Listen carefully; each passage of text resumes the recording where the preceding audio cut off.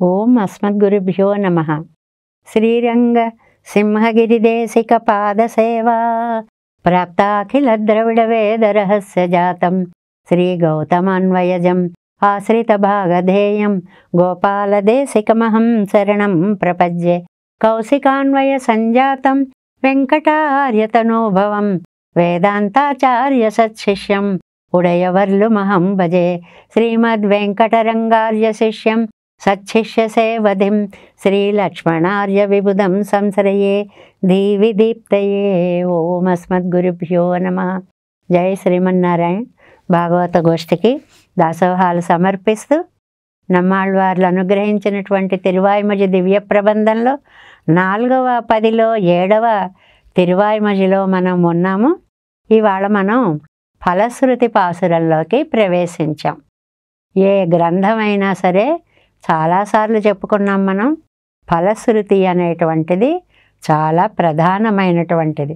ఇది చదవడం వల్ల నాకేమిటి లాభం అనేటువంటి ప్రశ్న లోకంలో ఇది చదవడమే కాదండి, ఏదైనా ఒక పని చేస్తున్నామంటే మనకేదో కొంత లాభం ఉంటే కానీ చెయ్యం కదా. అలా ఈ తిరువాయిమజి ఈ దశకం చదవడం వల్ల నాకొచ్చే లాభం ఏమిటి అనేటువంటి దానికి సమాధానంగా ప్రతి దశకంలోనూ 11వ పాసురాన్ని ఫలశ్రుతి పాసురంగా మనకి అందించారు.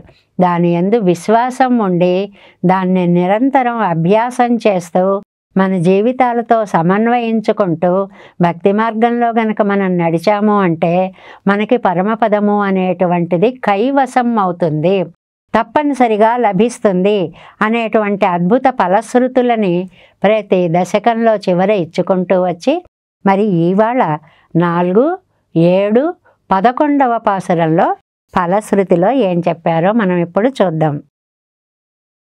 తజువి నిன்ற కాదల్ తన్నాల్ తామరై కண்ணన్ తన్నై குழுவு மாடத்தென் குருகோர் மாறன் செழகோப்பன் சொல்வழிவிலாத ஒன் தமிழ்கள் 1010 தழுவப் பாடியாடவல்லார் வைகுந்தம் ఏరువరే.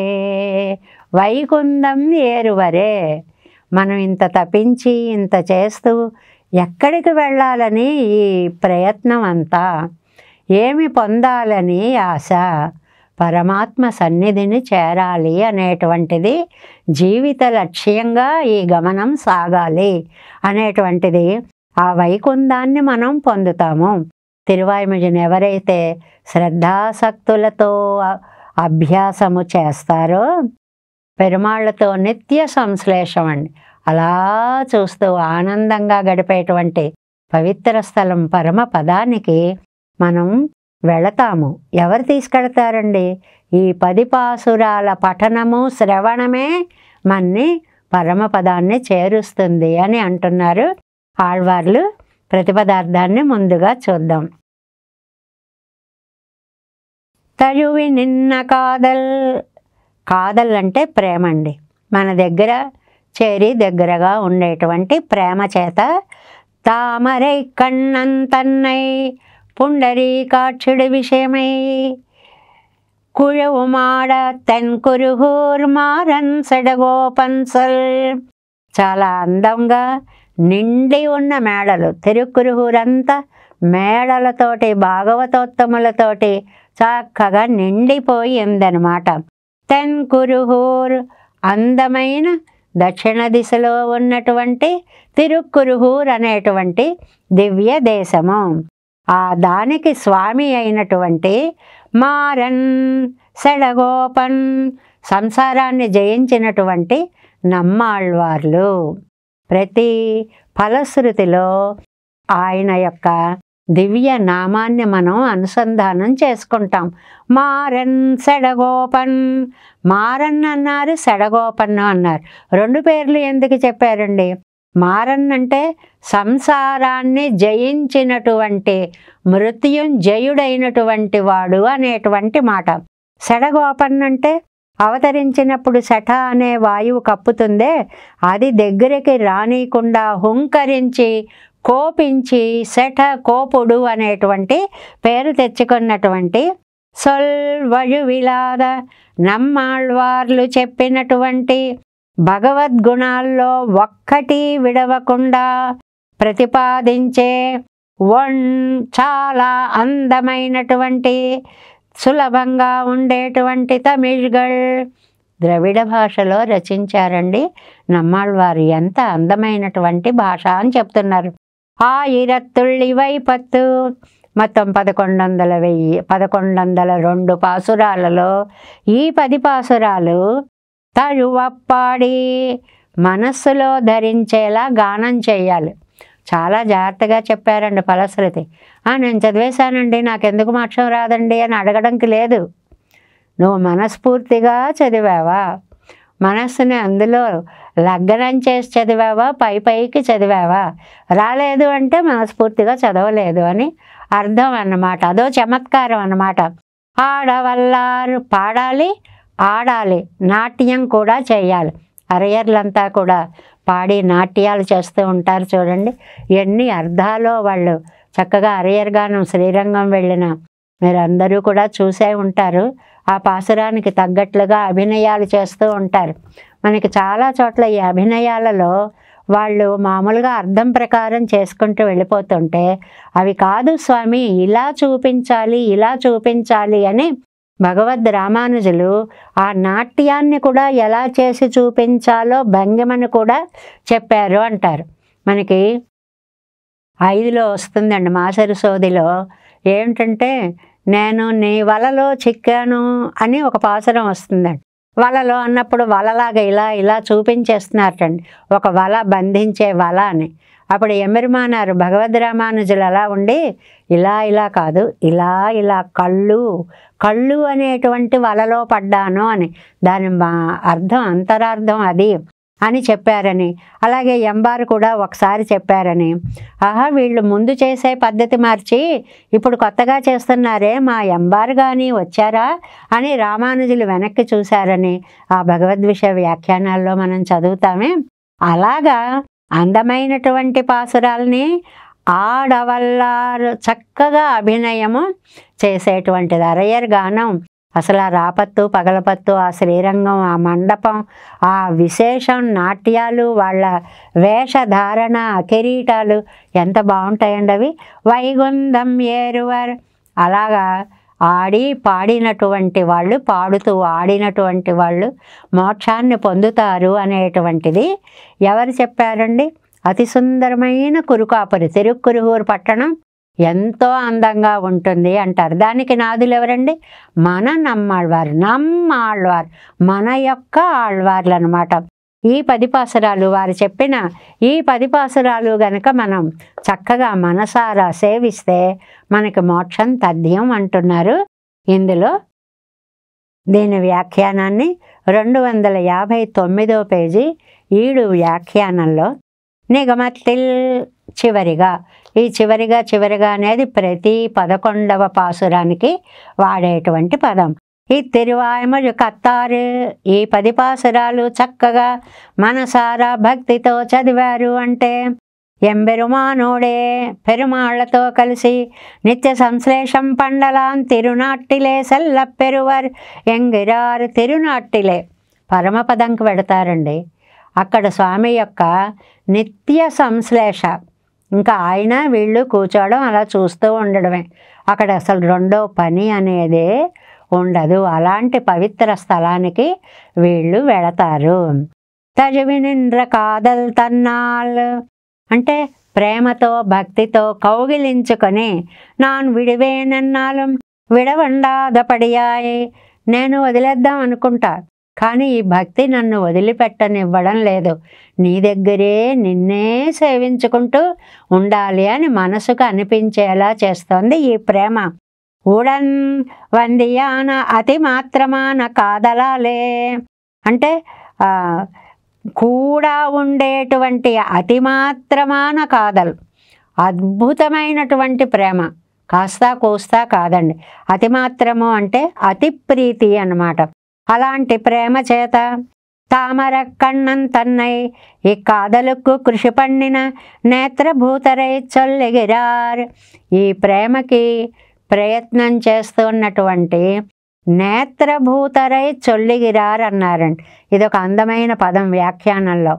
నేత్రభూతుల్ని చెప్తున్నారు, కళ్ళు లాంటి వారిని చెప్తున్నారు. అదేంటండి కళ్ళతో పోల్చారేమిటండి అంటే మన శరీరంలో ఎన్ని ఇంద్రియాలు ఉన్నా కళ్ళు చాలా ముఖ్యమైనటువంటివి. దృష్టినిచ్చే ఇంద్రియము చాలా ముఖ్యమైనది. అలాగే ఎన్ని సిద్ధాంతాలున్నా ఎందరున్నా నమ్మాళ్ళవార్లు వారు అనుగ్రహించినటువంటి తిరువాయిమొഴി వైభవము అనేటువంటిది ఈ కాదలుకు కృషి పండిన ఈ ప్రేమకి ప్రయత్నము చేసిన నేత్రభూతరై, నేత్రభూతరంటే అంతరంగులైనటువంటి నమ్మాళ్ళవారు, ప్రధానులైనటువంటి నమ్మాళ్ళవారు, అతి ముఖ్యులైనటువంటి నమ్మాళ్ళవారు అనడానికి నేత్రభూతరై అనేటువంటి పదాన్ని వాడారండి ఇక్కడ. కుజువుమాడత్తెన్ కురుహోర్ సర్వంచ కుశలం గృహే ఎన్ను మా పోలే. సర్వంచ కుశలం గృహే చిన్న శ్లోక ఖండాన్ని ఇచ్చారండి, రామాయణంలోకి తీసుకెళ్ళి పోయారండి. ఎప్పుడు అని అంటే ఆయన రావణాసురుణ్ణి చంపేశాడు రామచంద్రుడు. వెనక్కి వస్తున్నప్పుడు భరద్వాజ ఆశ్రమం దగ్గరకు వచ్చారండి. భరద్వాజ మహర్షి వారిని చక్కగా పూజించారు. భరద్వాజాశ్రమం పునః ప్రాప్య, వెళ్ళేటప్పుడు వెళ్ళారు, అక్కడి నుంచి మళ్ళీ వచ్చేటప్పుడు వస్తున్నారు. తం ప్రతి రామ సోపృచ్ఛత్ అభివాద్యైనం భరద్వాజం తపోధనం శృణోషి కశ్చిత్ భగవన్ సుభిక్షానామయం పురే కచ్చిచ్చ యుక్తో భరతో జీవంత్యపి చ మాతరః. ఎంత బాగా అడిగాడండి రామచంద్రుడు. హే భరద్వాజ మహర్షే, మీకు దాసోహం, ఇక్కడ పరిస్థితులు ఎలా ఉన్నాయి ఏమిటి? ఆయనకు అభివాదం చేసి నెమ్మదిగా పాదాల చెంత చేరి అడుగుతున్నాడు రామచంద్రుడు అన్నమాట. శృణోషి కచ్చిత్ భగవన్, మీరు ఇక్కడి నుంచి ఎక్కడెక్కడ ఏ విశేషాలు జరుగుతున్నాయో మీకు ఎవరెవరు చెప్తుంటారు, మీరు వింటూ ఉంటారు కదా. సుభిక్షానామయం పురే కచ్చిచ్చయుక్తో భరతో జీవంత్యపి చ మాతరః. అయోధ్యానగరం ఎలా ఉందండి? వాళ్ళందరూ ఎలా ఉన్నారండి? మా తల్లులు ఎలా ఉన్నారండి? మా భరతుడు ఎలా ఉన్నాడు? చివరికి అన్నమాట ఎంత ప్రేమో ఆ భరతుడు అంటే. అంటే ఏవముక్తస్తు రామేణ భరద్వాజో మహాముని. రాముడు అలా అడుగుతుంటే భరద్వాజుడు ఒక నవ్వు నవ్వి ప్రత్యువాచ రఘుశ్రేష్టం స్మితపూర్వం ప్రహృష్టవత్. అబ్బా, ఏం అడుగుతున్నావయ్యా అని ఆనందం పైకి తెరలు తెరలుగా వచ్చిందట. ఒక నవ్వు నవ్వేటండి భరద్వాజ మహర్షి.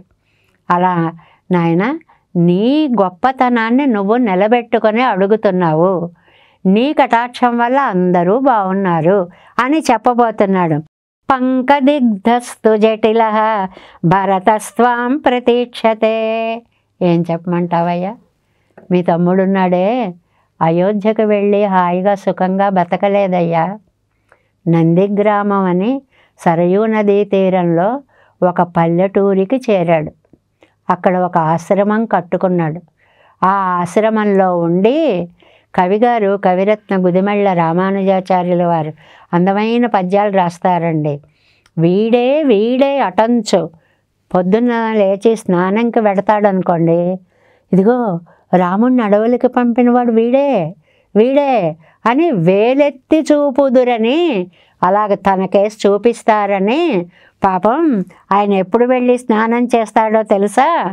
ఎంత బ్రహ్మ ముహూర్త కాలంలో వెళ్ళిపోయి గబగబా సరయూ నదిలో స్నానం చేసేసి వచ్చేస్తున్నాడు. పడుకుని అలాగ కన్నీరు కారుస్తూ ఉంటే అసలు ఈ పదం చూడండి, పంకదిగ్ధస్తు జటిల. ఆ కన్నీళ్ళకి నేల తడిస్తే ఆ బురదంతా అంటుకుపోతే, అంటే ఒంటి మీద స్పృహ లేదు, ఎలా ఉన్నానో లేదు, అన్నా అన్నా అన్నా అంటూ రామచంద్ర స్మరణ తప్ప వేరొక జీవితం లేదు తండ్రి నీ సోదరుడికి. త్వాం ప్రతీక్షతే, నీకోసం ఎదురు చూస్తున్నాడు. పాదుకేతే పురస్కృత్య, ఎంతటి మహనీయుడయ్యా! నీ పాదుకలను తీసుకువెళ్ళి వాటికి పట్టాభిషేకం చేసి వాటి ఆజ్ఞా ప్రవృత్తుడై లోకాన్ని పరిపాలిస్తున్నాడు. ప్రతిరోజు కూడాట రాత్రి భరతుడి యొక్క విధి ఏమిటి అంటే, ఇదిగో అన్నయ్య ఇవాళ కార్యక్రమాలు ఇలా జరిగాయి, ఇంత ఖర్చులు వచ్చాయి, ఇంత రాబళ్ళు వచ్చాయి, ఇంతగా సైన్యం ఇలా అయింది అని ఏ రోజు కూడా ఆ పాదుకలకి నివేదించేంత భక్తి ప్రపత్తులు. అలా ఉన్నాడయ్యా మీ సోదరుడు. సర్వంచ కుశలం గృహే. మా వాళ్ళు ఎలా ఉన్నారంటున్నావు?